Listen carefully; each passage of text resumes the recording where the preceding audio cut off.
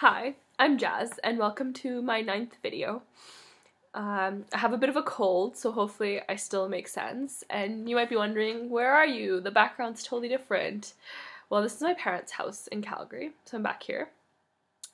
This is going to be my last video, as the project is due tomorrow, and I thought I would just conclude with some final reflections on what I've done and where I think it's led to, and where I think I want to go from here. So I know the question that's been on my mind, and perhaps on the minds of people who've been following along, is how is this related to learning the law? You're just kind of making videos and some of them don't even make sense.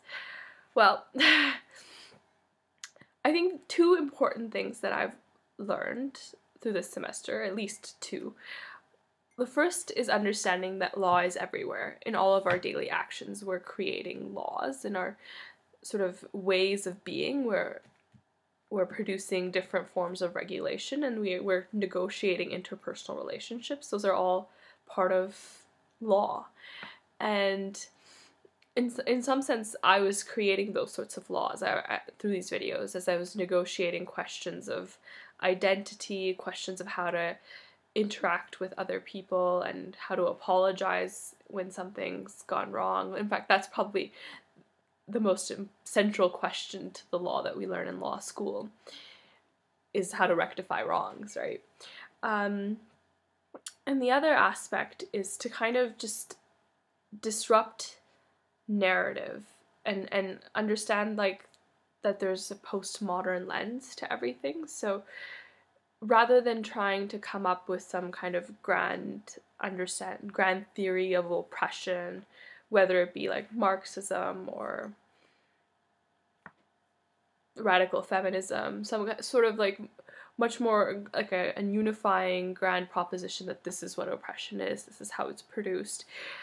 You have to kind of see that there's multiple sites of struggle and contestation, and there are all these variety of discourses that occur in those sites. And that's really liberating, because I know that around this time last year, at the end of first year law, I was just like, okay, the law is just oppressive. There is no means of social change through the law. But what I'm learning is that if we look at it through a postmodern lens, there are ways of change through the law, whether it be in small things in terms of how, as lawyers, we deal with our clients, the sort of respect we give to them, the way that we understand their narratives, whether we can empathize or not, but also in sort of more broader terms, the ways that we conceptualize our legal norms and what we're trying to do with them. There is a lot of potential for social change, and so that's quite liberating. And in doing these videos, I think I've kind of been creating law and negotiating through law, because I've been dealing with questions of identity, questions of how we should interact with each other in societies that are characterized by privilege and oppression and nuanced forms of power relations. So, and probably the biggest question that's kind of been echoing through all my work is the question of how do we apologize to someone? How do you rectify a wrong? Which is, I think, probably the biggest question that we ask in law, because you only really end up in a courtroom when you failed to rectify something that's gone wrong through other mechanisms. So those are my reflections on the project. I think also an important element of it is, like, in more traditional sort of legal skills sense, I've been practicing how to speak, how to think on my feet, because none of these videos are scripted, and I've also come to appreciate that I can actually effectively communicate with people, which is very emancipatory, and I feel much more comfortable in my own body, because I have to look at myself as a racialized female and understand that even in this body I can produce meaningful knowledge despite what centuries of oppression might otherwise indicate. See, that's the thing, is if you focus on sort of that grand narrative of oppression, we don't see the fact that there are people within those systems who are working against them. Those are like my important final reflections. And then I kind of just want to reflect on the experience of being in law school before I head off to doing a looking forward portion of this video. And it strikes me that it's been my second year and I'm almost done. I just have to write a paper on the duty to, or finish a paper on the duty to consult for tomorrow. And so it strikes me that it's been quite a contrast between first and second year law. Like, I know that most people get the sort of shock of law school in first year, but for me it felt like riding a bike with training wheels. Like, it was just so much fun. I was just heading all over the place and I didn't feel like it was very challenging. And this second year has been like a real slog in some ways, because it's almost like okay, now we throw ourselves completely into law school. At least for myself, like, I made that decision. I think whether it was implicit or explicit, I'm not really sure, but I think at some point I decided that I was just gonna put my whole body, mind, soul into law school. Good idea. Don't do it. And so it's like having the training wheels taken off a bike and you're like trying to learn, and you know, I feel like I have people who are pushing me along and they were about to let go and I was just like, no, don't let go, I'll fall. And then suddenly we all fall and it's a mess. And then in some ways I think over this semester it's been like picking up the mess and, like, you know, cleaning up the cuts and scrapes of falling, which is what last semester felt like.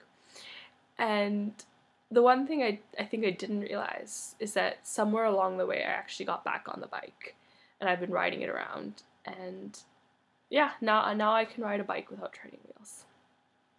I think my metaphors just keep getting weirder. I'm gonna blame the cold.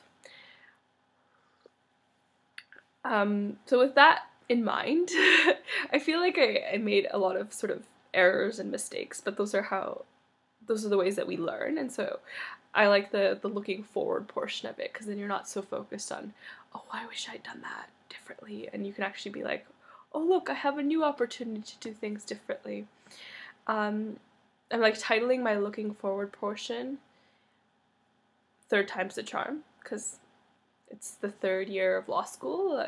It's 2013. I turned 23 this summer. 3 is a lucky number in Chinese culture. Sounds slightly appropriative, but my point being, it's just really exciting because you have all these things that you've done and you're like, okay, I would do this differently.